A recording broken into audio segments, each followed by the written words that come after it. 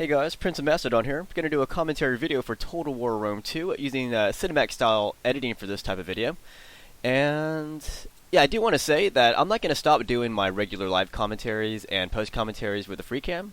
I just thought, I would, freshen things up a bit by going back to some of these old school cinematic type videos. Anyways, this is a Sparta versus Pontus battle. I command the Spartans. My opponent's name is Conceivable and command of the Pontic army. We're going to fight on the Uburzis map. So this map is a giant freaking hill mound in the middle of the map. So I wanted to get my Spartans on top of there so they could see the enemy from a good vantage point and also have a nice piece of terrain. And if my opponent did the same, which he doesn't, then we would have fought for the this top here at the very beginning. So either way, this would have been a very interesting decision. So that's my Spartan army. I have 2 real Spartans, 1 containing my general, 2 heroes of Sparta, and let's see, 3 Gorgos skirmishers, 3 mercenary Cretan archers, and 6 Spartan pikemen. So a mix of hoplites and phalangites. And then I got some skirmishers to back up my army. So you can see some of my opponent's troops. He's going to come from all directions, though. If you look on the mini-map on the bottom right, there are 3 different types of directions my opponent's coming from. So here's my opponent's Pontic army. He has 6 Pontic swordsmen. And you can see his infantry going back into the forest. But he has, in addition to his 6 Pontic swordsmen, he also has 5 noble blood cav, 2 mercenary Scythian horse archers, 4 Pontic peltasts, and 3 Thorio spears. So I finally situate my infantry on top of this mound. And you can see some of my opponent's troops here. In the very back of the map, you can see some more of my opponent's cav becoming visible and then becoming invisible. We can't see my opponent's complete army because it is quite hidden right now. A lot of them are in the forest, and a lot of them are obscured by the other trees around the map. So I went for the Cretan skirmisher sandwich. I got my pikemen in the front, Gorgos and Cretans in the middle, and then my hoplites in the back line. So I'm going to maintain an organized formation, just because my opponent's coming from different directions. And the beauty of this is that my Cretans and Gorgos, they can ward off the enemy's his cav. At least that was my hope. And if you'll notice, my army is deficient of cav itself. It's just infantry. It's all foot. So there's a shot of my Gorgos. That's a relatively new unit for the Spartans. They're slinger type of skirmishers. And what I want to do right now is just harass his horsemen. I just want to discourage them from getting close to my guys. So I saw these dudes just chilling in the forest, and then my Gorgos and Cretans pretty much just warded them off. I want to establish some grounds here. And the grounds here is that I don't want his horses near my infantry. So yeah, I just want to maintain this nice compact formation. And that's when more of his cav became visible behind my army. So again, I'm going to turn my skirmishers around, and then go for his cav. And on the mini-map on the bottom right, you can see more of his units became visible, and that huge blob of units that became visible are his infantry body. Look at that, bam! They're coming out of the woodworks there. So I'm going to put my phalangites, they're the ones who are in the back, and I'm going to push them to the front to confront this unit of Pontic infantry coming. So he's got his peltasts in the front ranks. And that's a very effective unit, by the way, the Pontic peltasts, because they can absorb a lot of missiles themselves. And if they get close enough, they can cause a lot of damage to your infantry. So it's a very effective unit. Some people are put off by it because of their lack of range. But they totally make up for that with their sturdiness. So yeah, I'm the yellow part. I'm the yellow squares on this tactical overhead. So I'm effectively surrounded. Cav on both ends of my rear, and then infantry in the front. So I ordered my Gorgos to target his peltasts, and I ordered my Cretans to target his cav. So he's gonna stroll way too close to my Cretans because I guess he berates the range of my Cretans. So time and time again, I'm gonna get all these nice shots on his horses as they stroll too close to my infantry. Cretans have a very long range, by the way. So he was hoping that my attention would be fixed elsewhere, but it wasn't. I was keeping an eye out on his cav. Since I have no cav for myself, yeah, I was watching his cav like a hawk. Here's another instance of that. He kind of walked way too close to my guys. He is gonna pull back.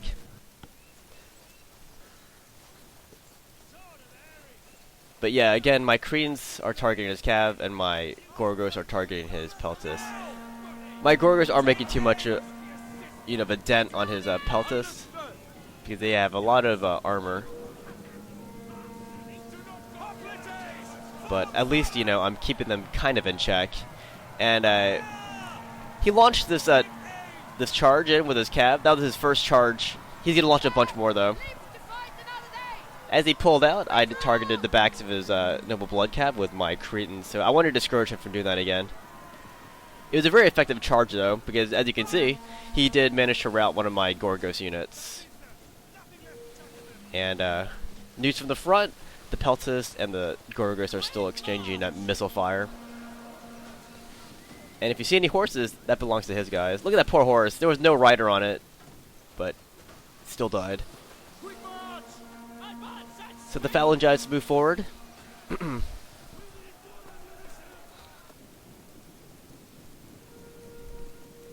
And again, yeah, you can see that my Gorgos were routed from that charge. It was a very effective charge. And he's just going to clean up my Gorgos.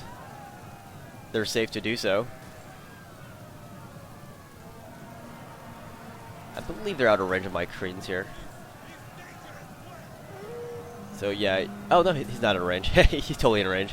But yeah, he wanted to make sure those Gorgos didn't come back. And he also wanted to give kills to his noble blood cav. Maybe even, upgrade their experience in battle. So I didn't like how my phalangites were getting shot by his skirmishers. Anyhow, he went for a charge in again. This time with more cav. I had a Spartan unit back there absorbing his other cav, but over here I had nothing to absorb that. So he went straight into my skirmishers with that other charge. But yeah, over here I totally snuck in my Spartan units. Yes, Commander. I'm gonna bolster my guys with a little general ability there. So yeah, this is my back line, in case you're wondering. And yeah, managed to rout one of his units, so he caused some damage, but I was on top of it. I moved up my Spartans to absorb the cav shock where I could.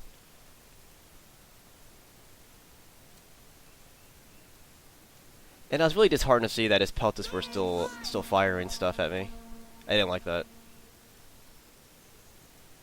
I think that unit might be out of ammo. That's why I started moving forward. Started moving forward to attack with its melee weapons.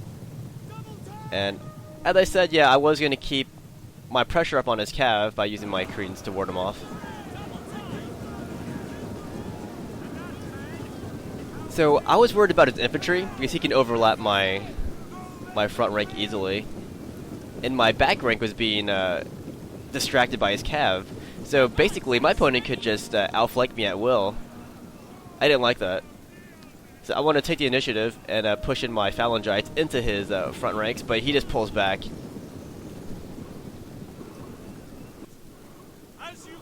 Yeah, most people, they're not going to engage your phalanx.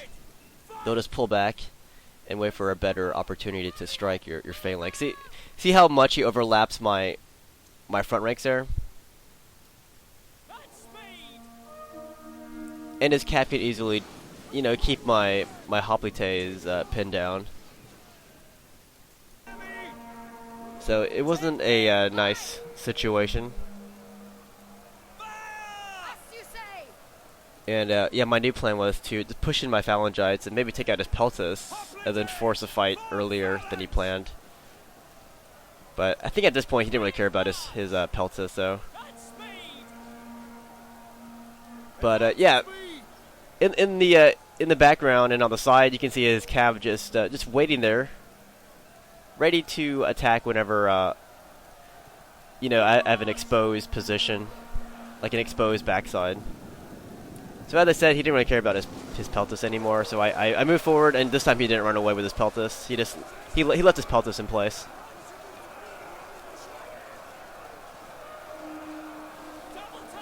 But yeah, his story of spears, they still have javelins. And this is when he starts to outflank my position here. If you look on in the background, you can see him starting to overlap me hardcore. And so I pull back my back rank of hoplites. And here I'm just hoping that his cav doesn't, you know, just come charging in. And I'm using my skirmishers to just you know, discourage him from doing that. But yeah, my hoplites, they can't be everywhere at once. And here's some free shots on his noble blood cav. Took out, what, 2 horses? Maybe more? But yeah, he sees what I'm doing, so he takes his cav and charges into my skirmishers because they have no protection anymore. My hoplites are going for his outflanking units now, so he is free to take out my skirmishers, as you can see. I left 1 unit of Spartans back there to ward off his cav. And there I managed to clip the side of his outflanking units, but he had more outflanking units outflanking his outflankers, so I was getting hit from all sides. And so I pushed in my center phalanx to go for his swords, and I'm using my general to I'll use my general and my other hoplites to prevent him from outflanking me. But he has more units outflanking me, so it's hard to use my hoplites to ward off these outflanking units. That was the basic gist of the story here. So there he is, bringing in through his spears. I got the spear unit of hoplites coming in around. No, that's not a hoplite, that's a phalangite. Yeah, I did some strategic maneuvering, or some strategic movements with my phalangites to free up one of my phalangite units.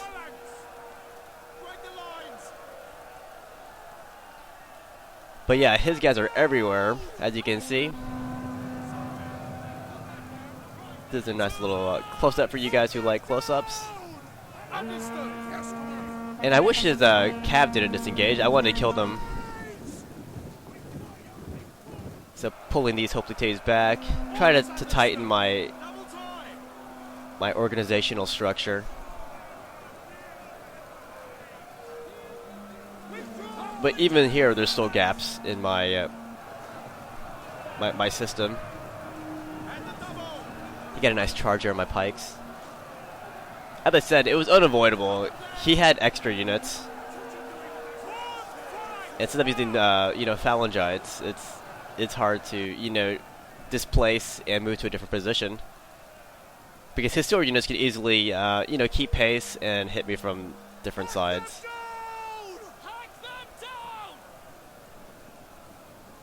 And yeah, his peltus starts to outflank me now.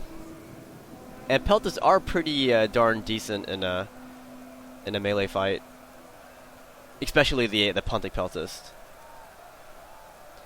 And I got that 1 reserve unit of here, the Sparta back there, trying to determine the best place to respond before I commit all my reserves. And again, more rear charges from his cav.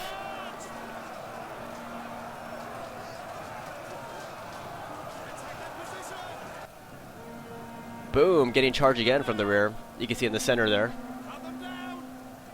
And I put my guys in a phalanx, as you can see it from that little icon. He just pulls back out. He's going to do some cycle charges. Yeah, I knew the risks when I decided not to take a cav for my Spartan army. But I also knew the benefits. You know, the benefit here is that I would have more infantry to confront his infantry. I just had to make sure my infantry stayed close together, because I didn't have the cav to protect my infantry. But yeah, this is a nice overhead, because you can see everything what's happening right now. He's outflanking me, I'm outflanking him. But yeah, being a but him using non-phalanx units, he can disengage as he pleases. It's a lot easier to do so, and it's harder for me to respond to that. So that's one of the huge drawbacks to using phalanx type units, is that if he pulls out, you know, it's harder for you to keep track with him. And then he could come and strike in whenever he wants to, and you got to respond. So you surrender a lot of initiative when you're using these, you know, phalanx type units. And it's a bit more micro intensive because you know your phalanx type units are only effective from the front, so you got to keep positioning them to make sure that your front is facing his threat. Luckily, I caught his general right here, his Punic sword general. So with all this chaos happening, I wanted to, you know, just kill his general. Maybe that would give me some kind of edge in this kind of fight. I got some blinking units, but his general's also blinking too, and I was really liking that. And there, bam, he lost his general. So in this kind of fight, you know, that could be crucial when the opponent loses his general. So one of his blood cav units are starting to rout over there, and bam, instant defeat. I'm not sure if he had admitted defeat or it just happened. I think he admitted defeat. No. He still had a lot of troops, so I think it all just happened once he lost his general there. That's my theory. But good game.